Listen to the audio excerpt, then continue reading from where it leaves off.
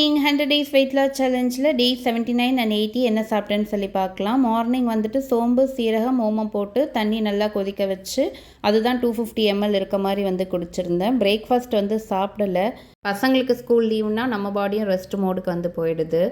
12:30க்கு வந்து 100 grams மாதுளப்பழமும் 100 grams கொய்யாப்பழமும் வந்து சாப்பிட்ருந்தேன். லஞ்சுக்கு வந்து 3:30க்கு கொஞ்சமாக சாதம், சாம்பார், புடலங்காய் கூட்டு, ஒரு ஃபிஷ் ஃப்ரை வந்து சாப்பிட்ருந்தேன்.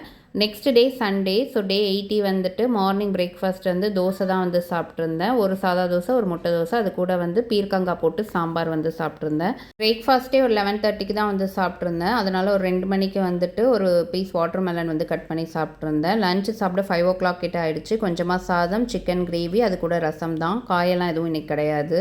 6:30க்கு கொஞ்சமாக பருப்பு பாயசம் வந்து சாப்பிட்டுட்டு டின்னர் வந்து ஸ்கிப் பண்ணிட்டேன். இது வந்து வெயிட் லாஸ் ஃபுட்டெல்லாம் கிடையாது. நீங்கள் இந்த மாதிரி ட்ரை பண்ணாதீங்க. 100 டேஸில் நான் என்ன சாப்பிட்றேங்கிறது உங்களுக்கு சொல்கிறதுனால இந்த 2 நாள் தான் உங்களுக்கு வந்து காமிச்சிருக்கேன். அவ்வளோதான். இன்றைக்கி வீடியோ அவ்வளோதான். நாளைக்கு பார்க்கலாம்.